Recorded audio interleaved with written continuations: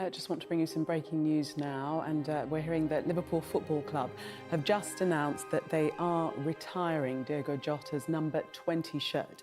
The Portuguese striker died. Les amis et la famille de l'attaquant de Liverpool Diogo Jota et de son frère André Silva ont assisté aujourd'hui à leurs funérailles dans leur ville natale au Portugal.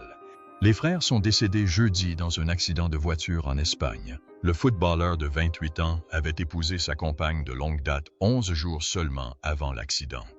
La nouvelle et son contenu ont laissé tout le monde sans voix, supporters, coéquipiers et même adversaires. Si vous avez déjà été touché par une histoire qui illustre la fragilité de la vie, commentez-la dans le chat, car ce que vous allez entendre va bien au-delà du football. Ce texte touche au cœur de l'amour, de la perte et de la mort tragique, et constitue le dernier message. Diogo José Teixeira da Silva, connu sous le nom de Diogo Jota, est né le 4 décembre 1906 dans le modeste quartier de Mazarelos, dans la vibrante ville côtière de Porto, au Portugal. Bien que sa ville natale fût riche en culture et en couleurs, Diogo s'est retrouvé à Gondomar, une banlieue tranquille où sa famille s'est installée alors qu'il était encore enfant. Pour la première fois, le football était au cœur de sa vie. Les étroites rues pavées de Gondomar, les parcs paisibles et les cours d'école poussiéreuses sont devenus ses premiers terrains d'entraînement. Là, au milieu des cris joyeux des jeux de quartier et du bruissement des portes auxiliaires, les rêves de Diogo prirent forme, ballon aux pieds et ambition au cœur. Il s'efforça d'atteindre un avenir qui dépassait largement l'horizon de sa petite ville. Il ne fut jamais seul dans ce voyage. Son frère cadet, André Silva, n'avait que 3 ans de moins que lui, son ombre et son compagnon constant. Qu'ils tapent dans un ballon contre le mur du garage, embrassent leurs idoles en Ligue des Champions ou murmurent leurs rêves sous le ciel étoilé, ils étaient inséparables. Ils partageaient le même rêve, porter le vert et le rouge du Portugal et faire la fierté de leur famille. Ce rêve s'est réalisé. Et plus encore, l'ascension remarquable de Diogo, des jeunes Gondomar à la gloire internationale, n'était pas une coïncidence. Il était le fruit d'une discipline implacable, d'un talent époustouflant et du soutien indéfectible de son entourage. De Paços de Ferreira au centre de formation du FC Porto, de l'Atlético Madrid aux Wolverhampton Wanderers, pour finalement rejoindre les gradins d'Anfield. Diogo a marqué les esprits par chaque but, chaque passe décisive et chaque performance électrisante.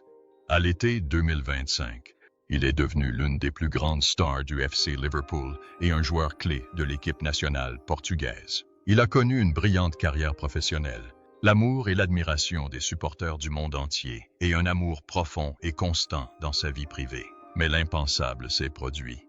Par une paisible journée de juillet 2025, le ciel de Gondomar semblait inhabituellement calme. Sur le Pflasterstein, autrefois animé par les rires de 2 jeunes hommes, régnait désormais un silence pesant. La ville, la nation et le monde du football étaient hantés par une perte dévastatrice. Diogo Jota, 20 ans, est décédé tragiquement dans un accident de voiture sur l'A50 à Zamora, en Espagne. Il n'était pas seul. Son frère bien-aimé André était à ses côtés. Le même frère qui avait suivi ses rêves avec lui dans les ruelles de leur enfance. Ils étaient sur la route ensemble, comme souvent. Mais ce voyage était censé être leur dernier. La nouvelle a secoué le monde du football. De Porto à Liverpool, les supporters étaient en deuil. Coéquipiers, entraîneurs et rivaux se sont salués d'éloges. Mais aucun battement de cœur n'était plus fort que celui de Ruth Cardoso. La compagne de longue date de Diogo est désormais sa veuve. Seulement 11 jours auparavant, le 22 juin, en 2025, Diogo et Ruth se tenaient ensemble dans une petite église baignée de soleil à Porto. C'était un moment qu'ils attendaient depuis plus de 10 ans. Leur histoire d'amour avait commencé dans les couloirs des écoles de Gondomar et avait mûri dans la frénésie de la gloire et de la richesse. Elle a maintenant été scellée par le mariage sous les yeux de ses 3 jeunes enfants, qui sont la plus grande joie du couple.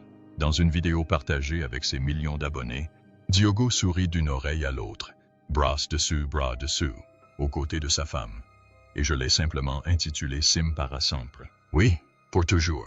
C'était un voile plein d'espoir et de certitude, jeté par un homme dont la vie n'avait jamais été aussi belle. Mais le destin peut être cruel.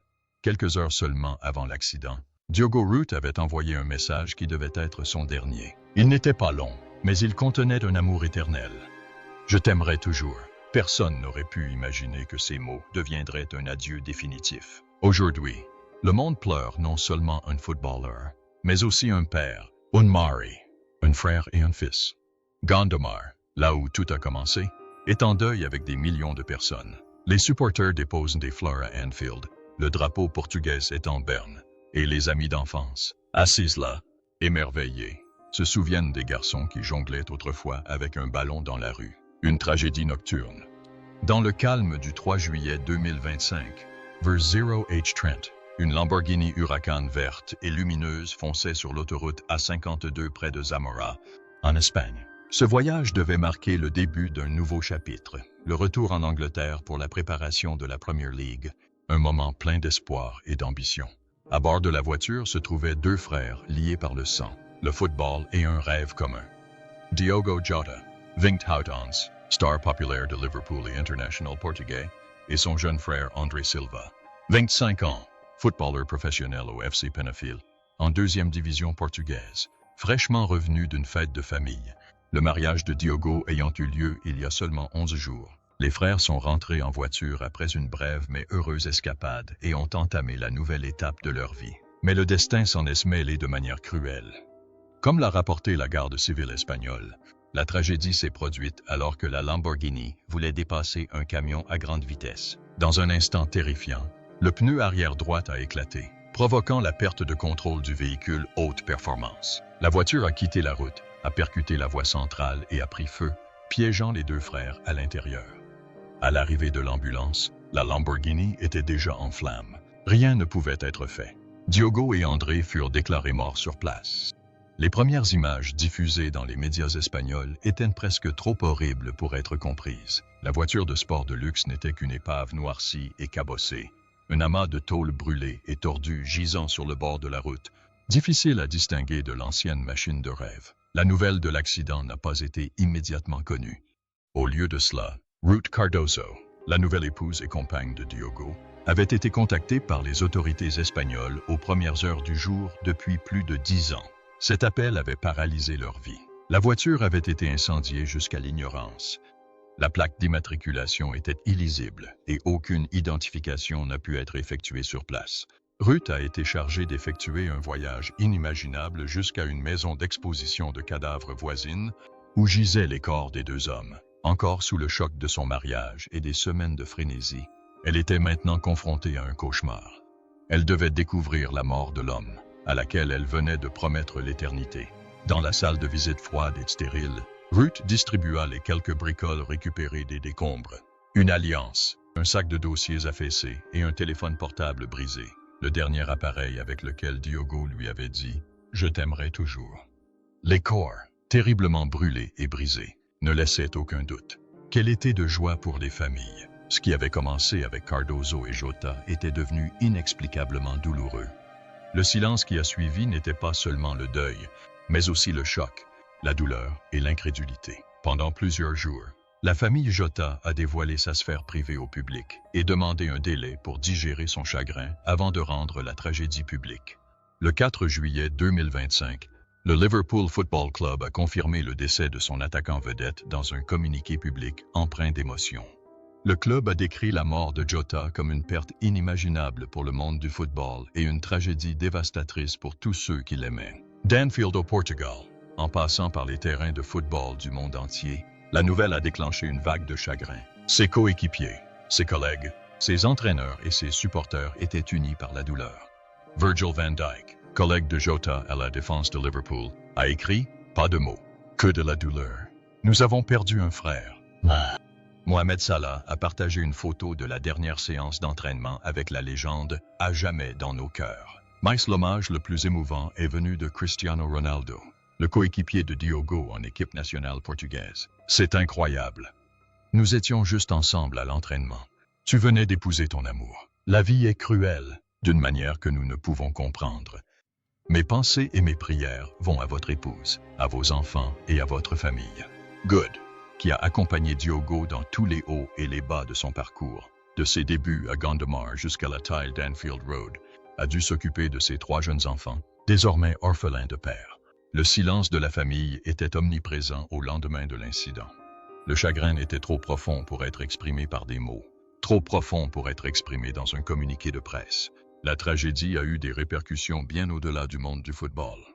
Pour les supporters, Diogo Jota était une étoile montante, un attaquant acharné et un joueur qui faisait preuve de passion et d'élégance à chaque match.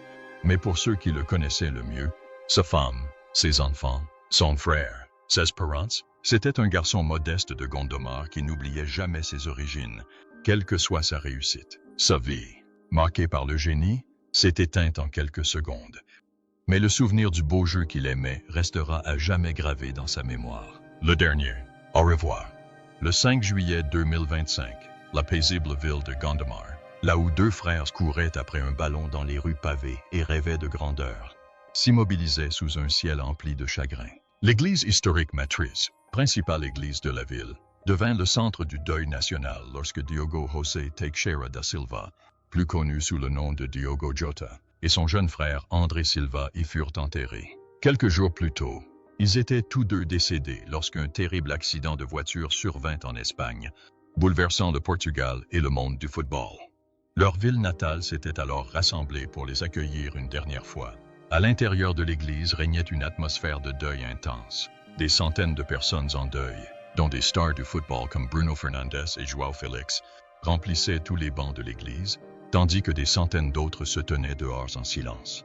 Des supporters de tous âges, des petits garçons portant le maillot du Portugal aux hommes plus âgés arborant une écharpe de Liverpool, sont venus non seulement dire au revoir, mais aussi exprimer leur gratitude pour la magie, les buts et la joie. Au centre de la cérémonie se trouvaient deux cercueils fermés, recouverts du drapeau portugais et décorés de lys blancs et de maillots de football. Derrière eux, Ruth Cardoso, la veuve de Diogo, est partie 11 jours seulement après son mariage. Son visage était marqué par une douleur indescriptible. Alors que le deuil atteignait son paroxysme émotionnel, elle s'avança, posa délicatement sa tête sur le cercueil de Diogo et resta là, comme si elle voulait garder la dernière chaleur de l'homme qu'elle aimait. Au son du dernier Ave Maria, les voix du chœur se mêlèrent au bruissement discret de la foule.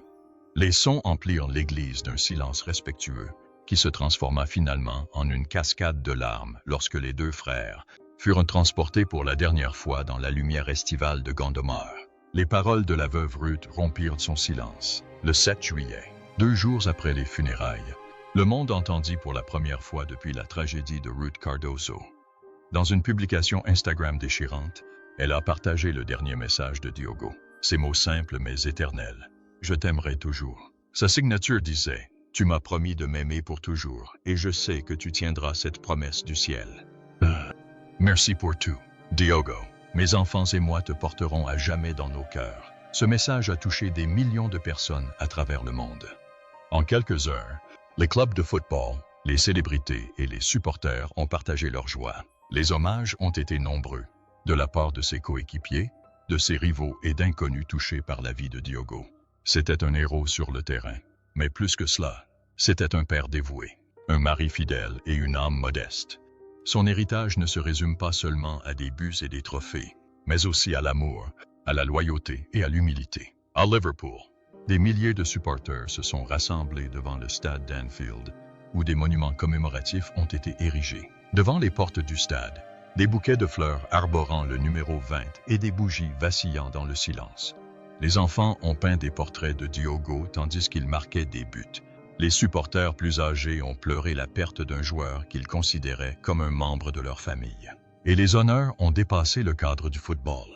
Lors d'un concert d'Oasis à Cardiff, un moment émouvant a plongé la foule dans le silence. Sur l'immense écran du stade, le maillot de Liverpool de Diogo, portant le numéro 20, est apparu et a brillé sous les projecteurs, tandis que les premiers accords de Live Forever résonnaient dans l'arène. Les 75 spectateurs se sont levés et ont applaudi un geste qui n'a rien à voir avec le langage ni avec le sport. Pendant quelques instants, le monde entier a pleuré non seulement un footballeur, mais une personne. La vie après la perte, un avenir sans Diogo. Aujourd'hui, Ruth Cardoso, veuve à seulement 28 ans, se retrouve face à un avenir que personne ne devrait jamais envisager. Seule, mais non sans soutien. Elle est désormais le soutien de ses 3 jeunes enfants, dont le plus jeune ne se souviendra probablement jamais du visage de son père, mais grandira avec des histoires sur sa bonté, sa force et son amour. De Liverpool à Porto, la communauté du football, des coéquipiers aux supporters, s'est rassemblée autour d'elle. Des dons ont été lancés. De nombreuses annonces de soutien continuent de circuler. Et comme l'a récemment déclaré l'entraîneur de Liverpool, Arne Slot, in Larms, lors d'une conférence de presse, ils ne partiront jamais seuls. Ni Ruth, ni leurs enfants. Diogo n'est peut-être plus là, mais sa famille a conquis des millions de cœurs. Les derniers mots de Diogo Jota S, envoyés dans un message de réfugié un soir d'été, « Je t'aimerai toujours », ont pris un sens plus profond. Il ne s'agit plus seulement de la promesse d'un mari à sa femme, mais d'un message d'amour éternel de la part d'un homme qui a apporté la joie à tant de personnes, de son vivant et aujourd'hui dans sa mémoire. L'étoile hésitante. Diogo José Teixeira da Silva, connu dans le monde du football sous le nom de Diogo Jota, n'a jamais été le prototype d'une star du ballon rond. Il lui manquait la présence physique exceptionnelle d'un numéro 1 classique. 9. Et il ne possédait ni un flair exceptionnel, ni une vitesse explosive. Mais ce que Diogo possédait, ce qui est bien plus précieux et rare, c'était une intelligence de jeu innée, une éthique de travail inébranlable et un cœur battant avec une conviction sereine. Alors que d'autres pouvaient compter sur leur capacité physique, Diogo avait toujours une longueur d'avance sur le jeu.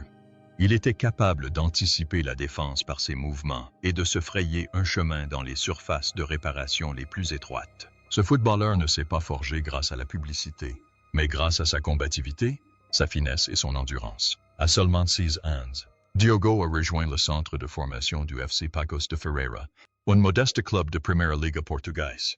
C'est là, sur les terrains d'entraînement exigus et dans les vestiaires désuets, qu'il a commencé à se forger une solide réputation de joueur.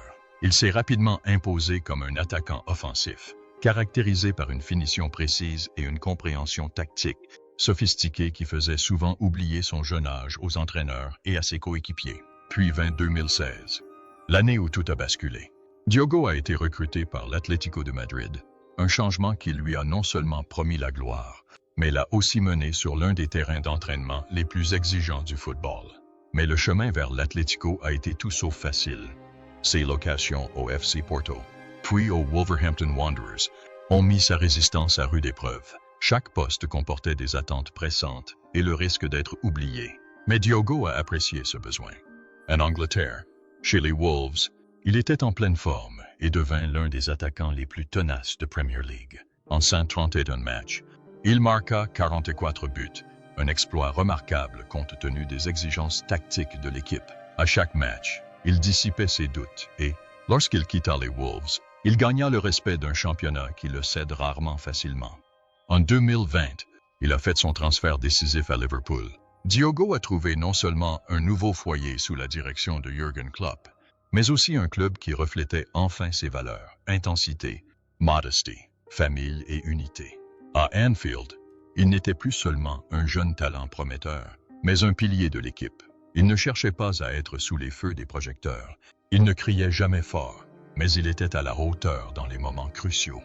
De sa tête exceptionnelle contre Arsenal à la victoire de dernière minute à Old Trafford, Diogo était l'homme en qui Klopp avait confiance dans les moments décisifs. Ses coéquipiers et les supporters le surnommaient affectueusement le meurtrier silencieux. Un homme peu bavard, mais dont les actions sur le terrain étaient d'une violence choquante. Son timing, son positionnement et ses buts n'étaient pas le fruit d'une plaisanterie, mais d'une étude et d'un instinct acharné. Le cœur derrière les buts. Hors du terrain, l'univers de Diogo n'était pas celui de la célébrité, mais celui de sa famille. La grande histoire d'amour de sa vie a commencé dans la paisible ville de Gondomar, où il a rencontré une amie commune, Ruth Cardoso, alors qu'il était adolescent. Il était timide avec ses cheveux bouclés typiques et son sourire doux et reconnaissable entre tous. Elle était sûre d'elle et riait vite. Il l'a défiée à une danse du sommeil lente et impuissante. Mais ils ont fondé une relation qui devrait durer aussi longtemps que l'éclairage des stades et les trophées des championnats. Dès le début, Ruth fut son ancre. Elle l'accompagna dans toutes les situations, qu'il fût dans le doute, seul à l'étranger, menacé par les blessures ou soumis à une pression croissante. Lorsque Diogo a quitté son pays natal pour l'Espagne puis l'Angleterre, c'est Ruth qui lui a rappelé d'où il venait et, surtout, qui il était. Elle a su préserver son univers afin qu'il puisse se concentrer sur la réalisation de son rêve. Et sa signature à Liverpool n'a pas été qu'une simple victoire pour lui. Ce fut un triomphe commun. Derrière les caméras et les supporters en délire, Ruth dirigeait la maison. élevait les enfants et protégeait le refuge tranquille où Diogo revenait après la bataille. Pour Diogo, elle n'était pas seulement sa femme, elle était sa boussole, la constante de sa carrière, la joueuse, si souvent éloignée de ceux qu'elle aimait. Un amour marqué dans le temps. À l'automne 2021, la vie de Diogo Jota et Ruth Cardoso a changé à jamais. Ils ont accueilli leur premier enfant au monde, un petit garçon prénommé Denise. Au cours des années suivantes, 2 autres enfants le suivirent, une fille et un garçon, qui vinrent compléter une jeune famille baignée d'amour, de chaleur et de rire. Pour Diogo, déjà couronné de succès professionnel, la paternité était le plus grand rêve qu'il ait jamais réalisé. Chaque fois qu'il marquait un but, que ce soit à Anfield ou dans les stades internationaux, il formait un cœur avec ses mains et l'adressait à Ruth et à ses enfants, qu'ils soient assis dans les tribunes ou qu'ils regardent le match depuis chez eux. C'est devenu un symbole de son rituel discret. Le football était son art, mais sa famille sa raison d'être. Dans une interview accordée à Sky Sports, il a déclaré très simplement « Le football est ma passion, mais ma famille est ma vie ». Leur mariage a eu lieu le 22 juin. En 2025, une histoire d'amour née dans la jeunesse s'acheva. Par cette radieuse journée d'été à Porto, Ruth, vêtue d'une robe blanche, fit un pas vers l'autel nuptial sans quitter Diogo des yeux. L'église se réjouit à nouveau. Les enfants souriaient. Un sentiment d'accomplissement les animait, comme si le cercle de leur vie commune s'était enfin refermé à jamais, avec des sourires et des promesses. Mais le destin, cruel et implacable, en avait décidé autrement. Quelques jours plus tard, Ruth rentrait chez ses parents à Porto, non pas d'un voyage de noces, mais d'un enterrement. La maison, autrefois animée par les doux chants de Denise Kishern, Andres Whitson et Diogo, était désormais silencieuse. Les ballons de foot des enfants étaient intacts dans le couloir. Le maillot de Diogo, le numéro 20, rouge et fier, était toujours soigneusement rangé dans le placard. Ses chaussures, tachées de boue lors du dernier match dans le jardin, étaient près de la porte. Son Alliance, qu'il avait sauvé des décombres, pendait désormais au cou de Ruth, délicatement pressée contre son cœur. Puis vinrent les questions les plus difficiles. Un matin, Denise, 4 ans, leva les yeux vers elle et lui demanda « Où sont papa et maman ?» Ruth ne savait comment répondre sans blesser son innocence. Elle le serra dans ses bras et murmura « Papa est mon trésor au paradis, mais il se réveille toujours à cause de toi. » Le soir, bien après que les enfants se soient endormis, Ruth s'assit près de la fenêtre. Elle ouvrit son téléphone. Elle relisait son dernier message encore et encore. « Je t'aimerai toujours. » Elle se demandait souvent s'il savait quelque chose, s'il avait senti que la vie était fragile et éphémère. Le monde pleure et se souvient. Le monde entier n'est pas resté silencieux le 10 juillet. En juillet 2025, le FC Liverpool a organisé une commémoration publique à Anfield. Des dizaines de milliers de supporters se sont rassemblés en larmes. Fleurs, foulards et lettres manuscrites s'empilaient devant les portes. Une immense fresque murale a été dévoilée, Diogo Jota, au cœur de la célébration, les bras grands ouverts et le visage radieux. Au-dessus de lui, on pouvait lire Diogo Jota, un héros à jamais. Ses coéquipiers, de Trent Alexander-Arnold à Alison Becker, ont fondé la fondation Jota Brothers, une association caritative pour les enfants défavorisés de Gondomar, leur ville natale. Ils souhaitaient non seulement honorer un footballeur, mais aussi un homme dont le cœur battait pour la communauté. Au Portugal, l'équipe nationale a pris la décision extraordinaire de lui retirer son numéro de maillot. Elle a retiré le 20 du maillot et s'est assurée qu'aucun joueur ne le porterait plus jamais. Il s'agissait non seulement d'un héritage, mais aussi d'une question de respect. Lors de son premier match après sa mort, le Portugal a disputé un match amical contre l'Espagne. Avant le coup de sifflet final, 1 minute de silence a été observée dans le stade. Le visage de Diogo, souriant et éternel, est apparu sur l'écran géant. Lorsque l'hymne national a retenti, les joueurs, les entraîneurs, les supporters, tout le monde ont pleuré. Le courage d'une veuve et un rêve d'avenir. Ruth a trouvé la force de continuer. Non seulement pour elle-même, mais aussi pour Denise et ses frères et sœurs. Elle a commencé à écrire un livre, non pas une biographie sur un footballeur, mais un hommage à un homme. Pas seulement les buts, a déclaré la BBC. Pas seulement les trophées. Je veux que nos enfants sachent qui était vraiment leur père. L'homme qui dansait avec moi dans la cuisine, qui leur a appris à taper dans un ballon. Elle nous faisait rire tous les jours. Elle parlait avec une clarté inébranlable. Je ne veux pas que le monde se souvienne de Diogo uniquement comme d'un joueur. Je veux qu'il commémore l'homme qui a vécu avec bonté et s'est consacré à tout ce qu'il aimait. Et elle avait un rêve, ouvrir une école de football à Gondomar, baptisée en l'honneur de Diogo et André. Une académie qui ne produit pas de stars, mais qui offre aux enfants un espace de rêve. Transmettre l'esprit de deux frères qui, autrefois, jouaient pieds nus sur des chemins caillouteux, rêvaient de grandes choses et les ont accomplies ensemble. Le combat de Ruth Cardoso face à l'absence de Diogo Jota. Dans les jours qui suivirent son enterrement, Ruth Cardoso eut le sentiment que le monde était devenu silencieux. Dans l'appartement de Porto, autrefois rempli des rires de Diogo et d'André, régnait désormais un silence saisissant. Dans chaque pièce de la maison, on retrouve des souvenirs de Diogo. Le canapé sur lequel il regardait des films avec ses enfants, la table à manger autour de laquelle la famille se réunissait chaque soir, et la photo de mariage fraîchement encadrée accrochée au mur, souvenir de l'événement joyeux survenu quelques semaines plus tôt. Ruth se tenait souvent devant cette photo et souriait à Diogo, comme si elle pouvait le ramener de l'éternité. Ruth, cependant, refusait de céder à son chagrin. Elle comprit qu'elle devait être forte pour ses trois enfants, Diniz, Maria et João. Diniz, un enfant de 4 ans aux yeux identiques à ceux de son père, ressentait l'absence de Diogo. Diniz arrêta Ruth alors qu'il lisait une histoire. « Reviens, papa, maman. Papa a promis de me montrer comment donner des coups de pied. » Sa remarque innocente blessa Ruth comme un poignard en plein cœur. Elle serra Diniz dans ses bras et murmura « Papa est toujours dans ton cœur et je t'apprendrai à donner des coups de pied comme il me l'a appris. » Ruth cherchait une solution pour perpétuer la mémoire de Diogo. Elle regardait de vieux films des matchs de Diogo à Liverpool, ainsi que des moments familiaux ordinaires, comme ses jeux au parc avec ses enfants ou ses chants de dingue dans la cuisine pour faire rire Ruth. Elle décida que Diogo, même s'il n'était plus là, resterait une source d'inspiration pour elle et pour le monde. Ruth prit un carnet et consigna les histoires de Diogo afin que ses enfants puissent se souvenir de lui. Comment il a toujours placé sa famille au premier plan et comment il a survécu aux moments difficiles. La mort de Diogo Jota a été une perte non seulement pour sa famille, mais aussi un choc pour la communauté internationale du football.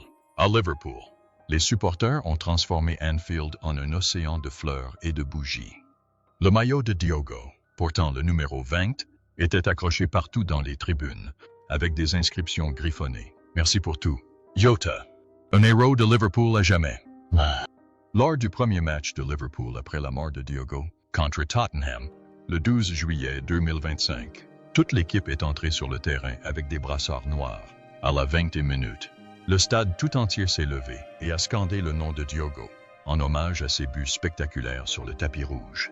Jürgen Klopp, de Liverpool, a perdu un proche de ses coéquipiers et a fait le déplacement d'Allemagne en Angleterre pour assister aux funérailles. Dans un discours émouvant, il a expliqué que Diogo était non seulement un grand footballeur, mais aussi une personne merveilleuse. Il se battait toujours avec le sourire et rendait les autres heureux. Nous avons perdu un fils de Liverpool, mais son esprit sera toujours présent à Anfield. Les collègues de Diogo, notamment Mohamed Salah et Virgil van Dijk, sont devenus des supporters de Ruth. Salah, qui appelait autrefois Diogo mon frère sur le terrain, appelait souvent Ruth et ses enfants. Il a envoyé à Dini une paire de chaussures de football avec un autographe de toute l'équipe de Liverpool et l'inscription « Tu seras une star comme ton père ». Van Dijk a organisé un match caritatif à Anfield. Tout l'argent a été investi dans la construction d'un terrain de football pour enfants à Gondola, qui a été baptisé en l'honneur de Diogo Jota. La communauté footballistique portugaise a également réagi violemment.